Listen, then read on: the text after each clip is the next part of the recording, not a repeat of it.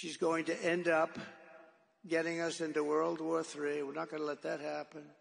And on top of it all, she says she would not do anything differently from Joe Biden, which is absolutely, as far as I'm concerned, disqualifying. Shouldn't even be allowed to run. He has almost a 90% negative path, 90%, and she won't do anything differently, including saving the 325,000 children that I talked to you about.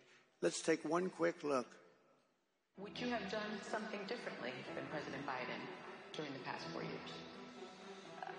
There is not a thing that comes to mind. I stood there on the tarmac watching you check your watch. The chaotic and deadly U.S. evacuation from Afghanistan stunned Americans and the world and cost the lives of 13 U.S. soldiers. Would you have done something differently? There is not a thing that comes to mind. More than 13,000 illegal immigrants convicted of murder have been caught at the border and then released into the United States. An Afghan national is in custody today after being accused of plotting an election day terrorist attack. The suspect entered the U.S. on a special immigrant visa. Gut-wrenching new details in the murder of Georgia nursing student Laken Riley. The illegal immigrant suspect, who cops say committed the heinous murder, is a Venezuelan national who crossed the unsecured southern border back in 2022. 2 men investigators say are in the country illegally from Venezuela are charged with capital murder and the death of Jocelyn Nungaray. A fifth illegal immigrant accused of attacking 2 New York City police officers over the weekend showed no remorse or regret. Would you have done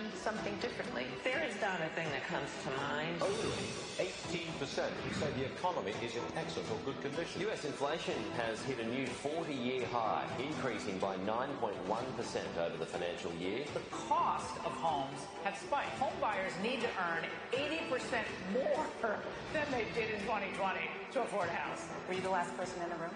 Yes.